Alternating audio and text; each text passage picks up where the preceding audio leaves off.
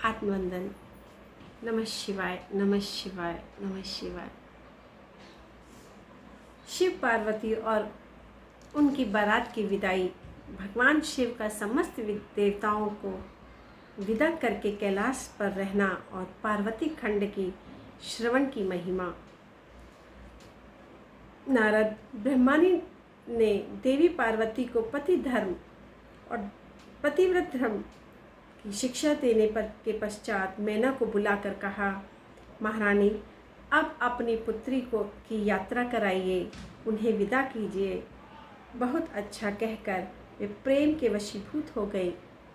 फिर धैर्य धारण करके उन्होंने काली को बुलाया और उसके वियोग के भय से व्याकुल हो वे बेटी को बारंबार गले से लगाकर अत्यंत उच्च स्वर में रोने लगी।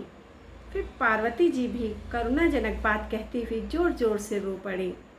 मैना और शिवा दोनों ही विरह शोक से पीड़ित हो मूर्छित हो गईं। पार्वती के रोने से देव पत्नियां भी अपनी सुध बुध खो बैठीं। सारी स्त्रियां वहां रोने लगीं। सब की सब अचेत सी हो गईं।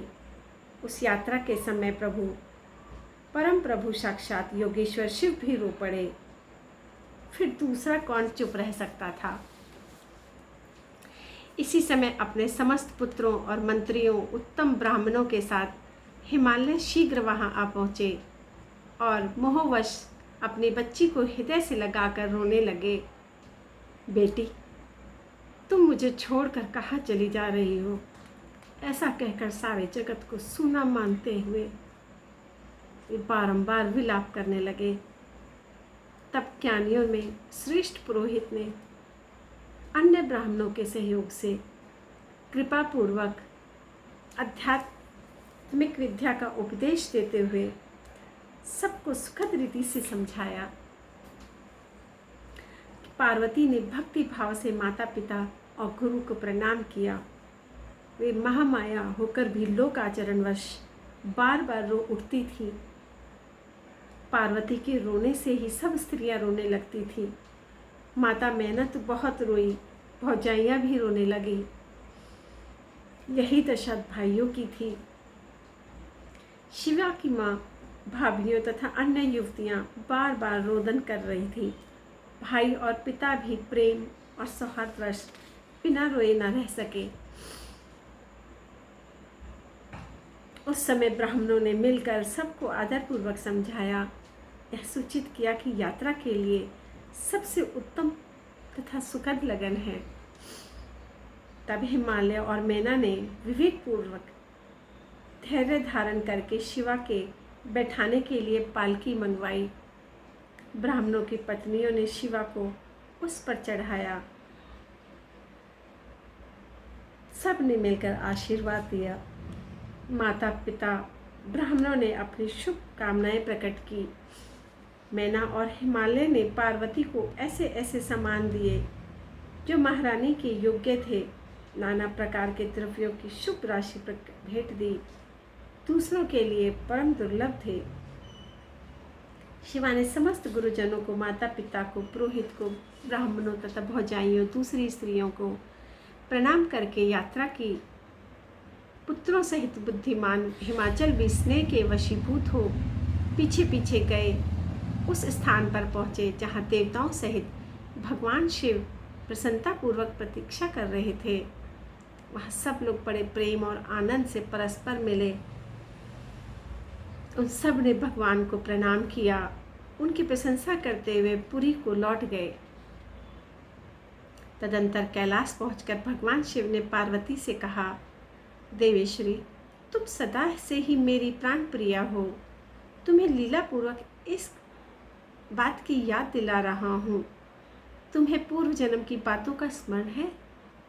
अतः मेरे और अपने नित्य संबंध का यदि तुम्हें स्मरण हो तो बताओ।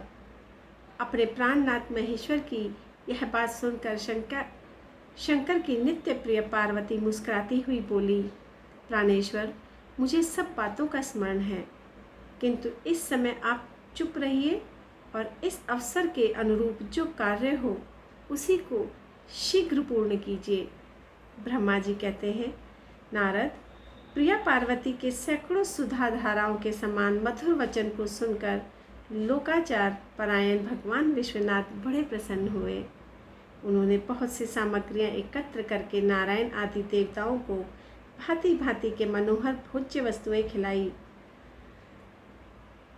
इसी तरह विवाह में पधारे हुए दूसरे लोगों को भगवान शंकर ने प्रेम पूर्वक सुमधुर रस से युक्त नाना प्रकार के अन्न भोजन कराया।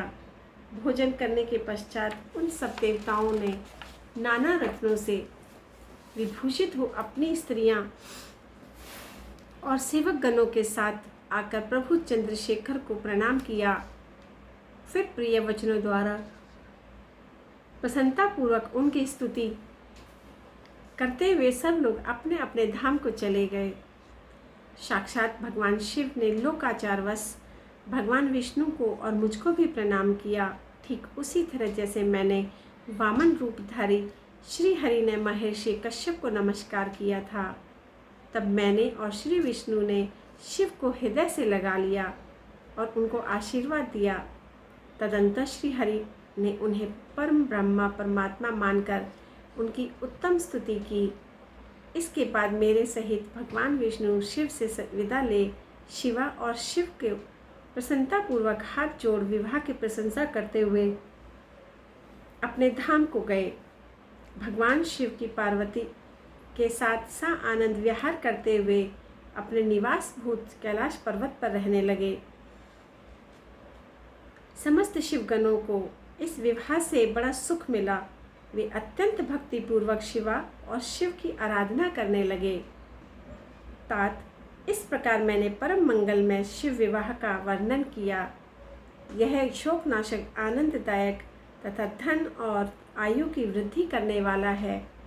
जो पुरुष भगवान शिव और शिवा में मन लगाकर पवित्र हो प्रतिदिन इस प्रसंग को सुनता है, नियम पूर्वक दूसरों को भी सुनाता है, वह शिवलोक प्राप्त कर लेता है। यह अद्भुत व्याख्यान कहा गया है जो मंगल का आवास स्थान है, संपूर्ण विघ्नों को शांत करके समस्त रोगों का नाश करने वाला है। इसके द्वारा स्वर्ग, यश, आयु, पुत्र और पुत्रों की प्राप्ति होती है। यह संपूर्ण कामनाओं को पूर्ण करता है। इस लोक में भोग देता है, पर लोक में मोक्ष प्रदान करता है। शुभ प्रसंग को सुनने से अपमृत्यु का शमन होता है, परम शांति की प्राप्ति होती है। यह समस्त दुस्वप्नों का नाशक और बुद्धि एवं विवेक आदि का साधक है। अपने शुभ की इच्छा रखने वाले लोगों को शिव संबंधी सभी उत्सवों में प्रसन्नता के साथ प्रयत्नपूर्वक इसका पाठ करना चाहिए। भगवान शिव को संतोष प्रदान करने वाले हैं। देवता आदि की प्रतिष्ठा के लिए शिव संबंधी सभी कार्यों के प्रसंग में प्रसन्नता पूर्वक इसका पाठ करना चाहिए। शिव पार्वती के इस कल्याणकारी चरित्र का श्रवण करना चाहिए। ऐसा करने से समस्त कार्य सिद्ध होते हैं। यह सत्य है, सत्य है, इसमें कोई संशय नहीं। ओम नमः शिवाय।